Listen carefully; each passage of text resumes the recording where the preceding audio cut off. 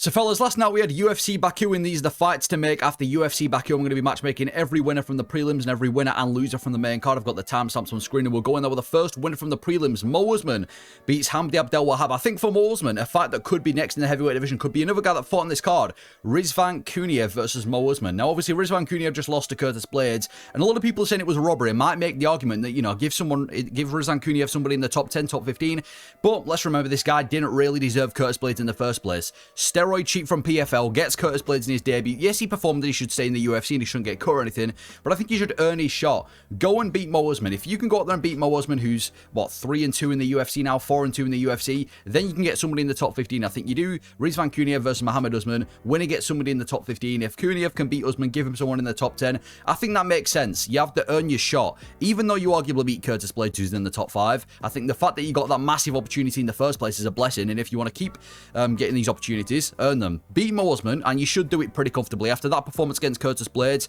I'm expecting that Rizvan Kuniev can go out there and fuck up Mo Usman. So if you can do that and put in a good performance against Muhammad Usman, then you get somebody in the top 15. Give him like a Sergey Spivak, a Marcin Tybura, and then after that, welcome him back to the top 5. But I think this is fair. We've given him your massive opportunity against Curtis Blades. You fell short. Now it's time to win you back to the top. Beat Muhammad Usman, who was also on this card. I think that's pretty fair. Tagir Ulanbekov beat Azat Maksum in a very close fight. Some people again calling it a robbery. I didn't think it was a robbery. I didn't think he deserved to win 30-27, but it was still a close fight. Tagir Ulanbekov, let's give him another fighter from that same region, Azu Amabayev. I think this makes a lot of sense. You look at the rankings. Azu Amabayev just lost to Manel Cap. Tagir Ulanbekov's coming off a win. I think this makes sense. We've got to give Tagir Ulanbekov a bit of a step up now. I know he lost to Tim Elliott a few years ago, but he's beating these unranked guys on a consistent basis. He's winning fights. He's only got one loss in the UFC. Azu Amabayev, he's ranked number 8 in the division. He's just been finished by Manel Cap. I think it's time that we've got to give Tagir Ulanbekov someone in the top 10. We've got to stop giving him these unranked fighters. Yes, he's not, you know, putting on these dominant decisions. Yes, he's not finishing these fights, but what's the guy's record in the UFC? Like 7-1 now. I think Amabayev makes sense. Stylistically, not an easy fight for Tagir Ulanbekov as well. You know, Azu Amabayev's still a really good wrestler, pretty sharp striking, got eye poked against Manel Cap. So I think to get Tagir Ulanbekov in the top 10, we're not pushing him too much. We're not giving him somebody in the top 5. I think this is pretty fair. Ulanbekov versus Amabayev. Two heavy wrestlers who have decent striking. I think it'd be quite a fun fight, similar to the Maxim fight. Get Tagir Ulanbekov in the top 10, and even if Azu Amabayev beats Tagir Ulanbekov, then you've got an argument to make that Tagir Ulanbekov should keep fighting these unranked guys, and now Azu Amabayev can get someone in the top 10, top 5 of the division. Then 4, Claudia Saigula. Looked really good against, I forgot who she fought, the Russian woman. But Claudia Saigula, I do her versus Tainara Lisboa. Now, I think this makes a lot of sense. Saigula's just come off a really good win over Irina Alexieva. Lisboa's just been dominated and lost to Alana Santos. Step down for Lisboa, step up for Saigula, get that done. And then for the other MMA fight, which I'm just going to skip over, Darius Lesniakova beat Melissa Mullins, looked dominant in the first round, kind of slowed down later on. Do her versus Miesha Tate, bit of a legend. Miesha Tate, she's been losing the vast majority of her recent fights. She just got dominant. Actually, yeah, she got kind of beaten pretty comfortably by Yana Santos. Nearly got the submission in the 3rd round against her, but ended up not getting it. So for Miesha Tate, if she's still going to try and fight, I think Darius Lesniakova could be a good fight. Winnable fight for Miesha Tate because of the grappling, but also still a fairly dangerous fight because of the striking of Daria. So Daria, Miesha Tate, gets Daria in the top 15. I think that's fair. Jung Young Park, Iron Turtle. You fuck with Iron Turtle, you pay the consequences. Gets to win over Ismail Nordiev. Gets the 2-point, well, Nordiev gets the 2-point deduction straight into a dominating performance. Jung Young Park doing Jung Young Park things. As much as I want to give this guy someone really high ranked or close to the rankings, he has lost to Andre Muniz before, and to be fair, he was losing this fight to Ismail Nordiev before the deduction. I think a fair fight for Jung Young Park could be the winner of Trezian Gore and Rodolfo Vieira. I think that's a really good fight in the middleweight division for Jung Young Park. It's still a step up in competition from Ismail Nordiev. We're not giving him somebody too high ranked. They're going to be, I don't know when Vieira and Gore are going to be taking each other on. I think it's going to be in a few weeks' time. But I think that either of these are really fun fights. Jung Young Park's game plan is very simple. Smother you with the wrestling. Look to submit. If you can't get the submission, beats you with ground and pound. But the fact is, he's a really dominant wrestler. And him against Rodolfo Vieira would be super interesting. Rodolfo Vieira is obviously one of the best Brazilian Jiu-Jitsu artists in the UFC. His BJJ against Jung Young Park's wrestling would be fun. And even Trezian Gore, the guy has a tight squeeze, really good wrestler. Kind of gets fucked up on the feet, but I don't think Jung Young Park would be fucking up Gore in the feet. So I think whoever wins that fight between Jung Young Park and Rodolfo Vieira, give them Jung Jung Park, Jung Young Park, and I think the winner of that can potentially get someone in the middleweight division. So if Jung Young Park beats Rodolfo Vieira or beats Trezeguet Gore, there's your argument to make that maybe you give Jung Young Park somebody in the middleweight division, maybe the loser of Marvin Vettori and Brendan Allen, or another grappler. So I'd like to see Jung Young Park against the winner of Vieira and Gore. 2 fun fights, whoever wins that fight, and it is a step up for Jung Young Park. And then for Suk-Yun Ko, massive underdog, gets the win as a massive underdog over Auburn Elliott. For Suk-Yun Ko, I think Gilbert Burns could be a good fight. And I know that's a massive step up in competition. You might say it's only his second fight in the UFC and you're getting Gilbert Burns. This guy just fought Auburn Elliott as a massive underdog. And if we're going to give Rizvan Kuniev a steroid cheat Curtis Blades in his UFC debut, I don't think giving him Gilbert Burns is that bad of a shout. You know, he's just dominated Auburn Elliott, who was one of the welterweight's best prospects. Looked really good on the feet, and he's looked good on the contender series on the feet, and just dominated Auburn Elliott, who's predominantly a grappler with the wrestling. And the fact that Gilbert Burns is 0-4 in his last 4 fights, he's on a massive losing streak, he's been finished in 2 of them. We're going to have to give Gilbert Burns somebody unranked. Suk-Yun Ko's stock massively rose after that Auburn Elliott performance. Real good prospect in the welterweight division. So for Suk-Yun Ko, I say give him Gilbert Burns. And I honestly don't think he's got a bad chance at beating Gilbert Burns. Burns, listen, I know he's been facing only the best. He's only been facing top contenders, but he's been finished in 2 of his last 4 fights, and he's lost all of his last 4 fights. He's definitely looking a bit more washed these days. I think Suk-Yun Ko, being one of these more young, fresh fighters who just dominated Auburn Elliott, could be a real tough fight for Gilbert Burns. You know, the wrestling of Suk-Yun Ko and the striking.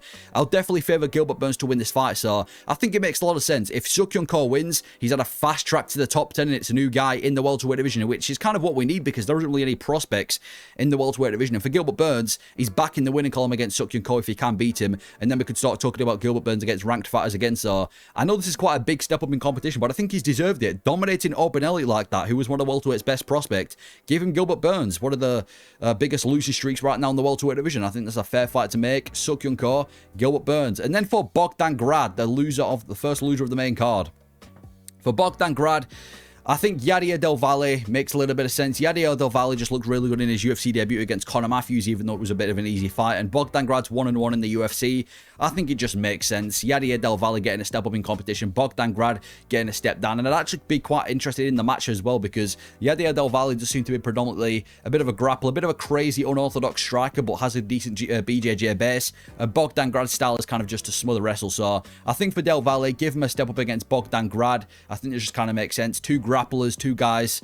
It just makes sense. I'm not going to sit here and bullshit this matchup. And then for Mohamed Naimov, I think the loser of Calvin Kattar and Steve Garcia should be next to Mohamed Naimov. I've got to respect Mohamed Naimov, because he's winning most of his fights in the UFC. He's only taken 1 loss to Felipe Lima, who's one of bantamweight's best prospects. Apart from that, the guy's 5-1 in the UFC. So I think giving him the loser of Kattar Garcia makes sense. For Calvin Kattar, if he loses to Steve Garcia, he's going to be on one of the biggest losing streaks on the sport. Obviously, lost to Holloway, beats Giga Chikadze, followed up by a 5-fight losing streak. He's got to fight one of these unranked fighters like a Mohamed Naimov.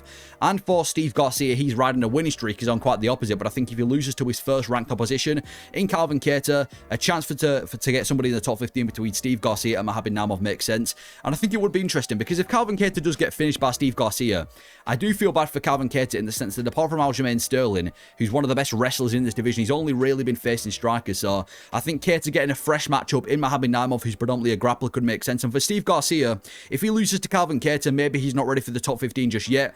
One of the most dangerous strikers, dangerous upcoming strikers in the division against Mohamed Naimov, I think makes sense. And if Naimov can beat the loser of Kattar and Garcia, then we can give Naimov somebody in the top 15. I think it's fair to say, because to be fair to Naimov, even though he is winning his fights, he's not doing it super dominantly. You know, he's not finishing these unranked guys. He lost to Felipe Lima. It's not like he's desperately deserving of someone in the top 15. So give him the loser of Kattar Garcia. 2 very tough strikers there for him. One's a legend, one's, you know, an upcoming prospect. I think that makes sense for Mohamed Naimov. And then for Nicholas Morta, got 100k for that fight of the night against Nazim Sadikov, and his stock, despite losing, definitely rolls. He was seconds away from finishing Sadikov as well. If that would have been Mark Goddard referee in that fight, he probably would have got a finish in the first. For Nicholas Morta, I think a fight that makes a ton of sense is the winner of Terrence McKinney and Borshev, which are going to be next week at UFC 317. I think this makes all the sense in the world. Terrence McKinney is one of the most fun fighters on the roster. He is the definition of kill or be killed. He's got one of the shortest average fight times in the UFC. It's either him getting a knockout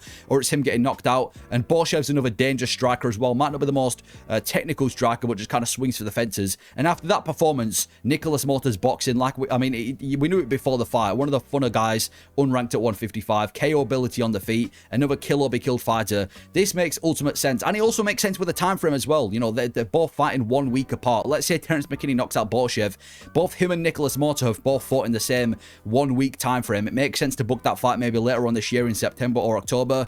If you want to see some fun fights in the lightweight division, this is what we should be doing. It's a step up for McKinney. It's a step up for Borshev. It's a bit of a step down for Nicholas Motta. It's a guaranteed finish, guaranteed violence, guaranteed fight of the night, or a KO of the night, whatever you want to call it. Nicholas Motta, let's put him straight in a fun matchup. Terence McKinney, Borshev, this is what we should be doing in ranked at 155. These are the fights that we should be putting on. And you know, honestly, this is like a pay-per-view, obviously not a pay-per-view main card, but sticking this on a pay-per-view makes sense. Motta, McKinney, Borshev, get that fight. And then for Nazim Sadikov, his stock rose astronomically after that win over Nicholas Motta. You know, the fact that most casual fans probably have no idea who Nazim Sadikov was coming into this fight, and then for him to have that massive crowd pop in Baku and then to put that performance over Nicholas Motta, his stock rose. I think a good fight could be against a guy who's also fought on this card, Ignacio Bahamondes. I think this is a really obvious fight to make. Nazim Sadikov versus Ignacio Bahamondes. This would be such a fun kickboxing fight. This would be straight heat. They're both very similar fighters, you know. Nazim Sadikov, one of these very technical kickboxers who puts everything into every shot, has no time to waste, blast everybody with the kicks to the body and then lands the combinations up top. Bahamondes is very similar. Great boxer, one of the best kickers in the lightweight division right now. Two rangy kickboxers who have no time to waste, start off quite technical, but then eventually just go on blasting shots. I think this makes ultimate sense. Ignacio Bahamondes versus Nazim Sadikov. Winner can get in the top 15. I think if Ignacio Bahamondes can beat Nazim Sadikov, who's on an absolute roll, that's a massive win for Bahamondes. I don't mind him getting somebody else in the top 15 again. And for Nazim Sadikov, if he can beat Bahamondes, that's a sign that we need to get this guy a fight in the top 15. So Nazim Sadikov, Ignacio Bahamondes. Honestly, I think they're at that stage where both of these guys could be on the pay-per-view main card. I mean, if you're going to have Justin Tafa on the main card of UFC 317, or at least it originally was supposed to be, I think having Nazim Sadikov, who just had one of the best fights of 2025, and Bahamondes, who's one of the funnest kickboxers and most dangerous kickboxers in this division, makes ultimate sense. Have it on a pay-per-view main card. Bahamondes, Nazim Sadikov, step down for Bahamondes, step up for Sadikov, chance for one of them to get back in the top 15. Fun kickboxing matchup, both fairly even. This makes ultimate sense. Get them against each other. And then for Tovik Musayev, again continuing the streak of fighters outside of the UFC looking awful when they first get into the UFC. Cheers for keeping that up, Tovik Musayev. I think a fight for Musayev could be Jordan Vucenic. Yeah, both these guys have a pretty similar, well, they actually don't have a similar style, but I think it could be a similar style to Mitebek Roba, but just a much lesser version. That's how I kind of see Jordan Vucenic. We've just seen Tovik Musayev get dominated in the grappling department by Mitebek Roba. It wasn't even a close fight, got taken down and submitted pretty easy. And Jordan Vucenic has a pretty similar game plan to Mitebek Roba. He likes to swing on the feet, but ultimately likes to take the fight to the mat and get the submission. But he has been finished in his last two fights. Had a close fight with Goran Kutaladze and just lost to Chris Duncan. So I feel like this is one of those fights where it's like both of these guys are fighting for their chance in the UFC. Striker versus grappler. Musayev facing another grappler, but not somebody who's on the same level as Mitebek Roba. Vucenic is getting another opportunity in the UFC against a guy who I guess is a bit of a legend outside the UFC. So Tovik Musayev, Jordan Vucenic, winner stays in the UFC, loser gets cut from the organization. I think makes some sense. And then for Mitebek Roba, now it really depends on which division he's going to be fighting at, because he's missed weight I think twice in a row now, or at least he's been fighting at catch weight at 165. But he does seem quite small for the welterweight division. I'm hoping and trusting that he's going to be making 155 in the future. And I think for Mitebek Roba, Ludovic Klein is a fight that makes pretty good sense. Like I said before, if he's going to be making 155, the big question is if he can make 155. And if he can, I think Ludovic Klein makes sense. You know, Mitebek Roba has just submitted Tovik Musayev. He did lose to Matej Rumbetsky early this year, which is why I'm not going to give him someone in the top 15. But, well, not early this year, it was last year. But he had lost before this fight. And Ludovic Klein, who was one of the best lightweight prospects, just fell short to one of the best grapplers in this division in Matej Gamrot. I think this makes really good sense because I honestly wouldn't know who to pick. Ludovic Klein's very well-rounded, really good striker, one of the best unranked strikers in this division, and he just lost to one of the best grapplers in the division. And Mitebek Roba, another very heavy grappler who fell short against Matej Rumbetsky, but stylistically could be quite tough for Ludovic Klein. So, two guys, really talented unranked at 155, step up for Orobai, a bit of a step down for Ludovic Klein. Orobai versus Ludovic Klein. I think this could be a really good fight. Get this fight done for whatever card. later on this year. Maybe you can get it done like the October Abu Dhabi card, because I know they've both fought in Abu Dhabi quite a few times. So Orobai, Klein, get that done. And then for Curtis Blades, obviously I already match made Riz Vakudiev against Mohamed Usman.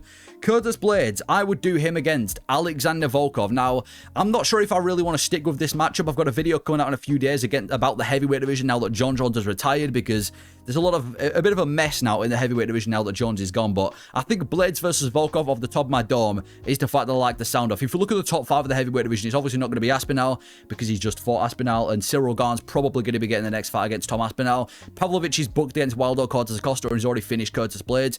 And even though he has fought Volkov before, it was like 5 years ago now, I think now's the time to make the rematch. Now that Volkov was on a 4-fight win streak, and he just lost a very, very close fight to Cyril Garn, and Curtis Blades, a bit of a win-loss fighter, just beat Riz Vakudiev, but didn't really do it in any good fashion. I think now's the time to run it back between Curtis Blades and Alexander Volkov. Maybe like a fight night main event in the Apex, or stick it on a pay-per-view somewhere. One of the best strikers versus one of the best wrestlers in this division. Curtis Blades versus Volkov. I think if Volkov can beat Curtis Blades, he's straight back in the title picture, because like I said, he arguably beat Cyril Garn and should be on a 5-fight winning streak now. So if he can beat Curtis Blades, a guy that's beaten him before, I don't mind the idea of Volkov getting a title fight in the future of the heavyweight division. And for Curtis Blades, if he can beat Volkov, that's a 2-fight winning streak. He's beat one of the best heavyweights on the world, and Curtis Blades is again straight back into title contention, maybe a #1 contender fight after this. So a rematch, grappler versus striker, Curtis Blades, Volkov, two kind of, I don't want to call them win-loss fighters, because Volkov was riding a 4-fight win streak, but two guys who are kind of good enough to stay in the top 5, not good enough to win a belt. I'd run it back, Blades against Volkov, because he called out Cyril Garn. As much as Cyril Garn doesn't really deserve a fight with Aspinall, it's definitely bigger than a fight with Curtis Blades, so I'd do Blades and Volkov. And then for Rafael Fiziev, obviously I already matched made Bahamondes against Sadikov. For Rafael Fiziev, I'm kind of stuck between two different fights. Either Max Holloway, if Max Holloway loses to Dustin Poirier, or a rematch between Mateusz Gamrot. If it is Max Holloway, I like this fight. Holloway at this point would be on a 2-fight losing streak if he loses to Dustin Poirier. He's going to have to step away from the title picture. And Rafael Fiziev coming off a good win over Bahamondes, I think this makes sense. And it's one of those kind of dream fights. Rafael Fiziev, one of the most unique, fun fighters, fun strikers, should I say, in the lightweight division right now. He's way tight, he's on a different level, and obviously Max Holloway is one of the funnest strikers in the UFC as a whole. What he did in the featherweight division, what he did in the lightweight division last year against Justin Gaethje, this is one of those dream fights. And if it's Mateusz Gamrot, it's a fight that I feel like could be run back. I know that Mateusz Gamrot's coming off a win, and he arguably deserves somebody ranked above Fiziev now, but we've seen this fight before, ended in an injury, wasn't really a dominant win for Mateusz Gamrot. I don't think a rematch between the two of them is a bad shout, so Rafael Fiziev versus either Mateusz Gamrot or Max Holloway, I don't mind either way. I think this both makes sense for Rafael Fiziev. It's a step up in the rankings, because his only real loss has both been to Justin Gaethje. So him and Holloway is a dream fight. Him and Gamrot kind of makes sense. So if Holloway loses to Poirier, book that fight. If not, do him and Gamrot. That's what I'd do for Fiziev. And then for Jamahal Hill, 3-fight losing streak now for Jamahal Hill. I think Alonzo Menifield is the level that we're having to talk about for Jamahal Hill next. This guy's on a 3-fight losing streak, finished by Alex Pereira, finished by Yair Braska, and dominated by Khalil Rountree. This guy's like the new Cody Garbrandt of the light heavyweight division, and I think number 15 ranked Alonzo Menifield is a level that we should be talking about with Jamahal Hill now. Menifield's on a 2-fight winning streak. He's going to have to fight up, and by Tuesday, Jamahal Hill's going to be ranked, what, number 7 in the division. So I think this kind of makes sense, and I think it could be quite fun. Jamahal Hill, even though he's one of the most ploddy, awkward fighters in the UFC, he has got that power in his hand, and he is one of those kind of walk forward, I guess, brawly type of fighters. And for Alonzo Menifield, he's just got that retard style, swinging for the fences, no technique at all. I think this would be kind of a fun fight, but like a weirdly fun fight. And honestly, I never thought I'd say this, but the former champion Jamahal Hill, the guy who beat Glover Teixeira, and some people actually picked him to beat Alex Pereira, I think this guy, honestly, I don't know if I'd pick him to beat Alonzo Menifield. That's the level that we're talking about right now. I think Jamahal Hill, with how bad he's been looking in his last couple of performances, I don't even think he'd be that big of a favourite against Alonzo Menifield. This is where we're really going to see the level of Jamahal Hill, because to be fair, Pereira, Yair, Rountree, all top 5 worthy guys, all title contention guys. Menifield is not.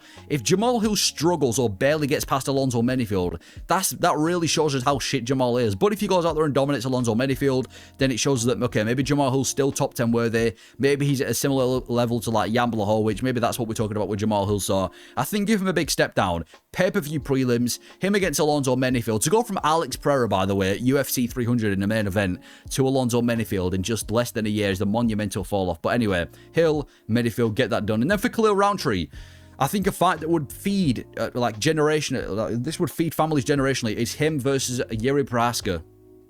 This is a dream fight.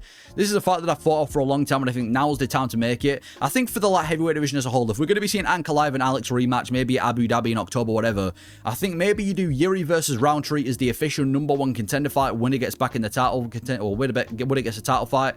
And then you can maybe do Carlos Ulberg versus Dominic Reyes as like the second, I guess like the second title eliminator. Maybe you do...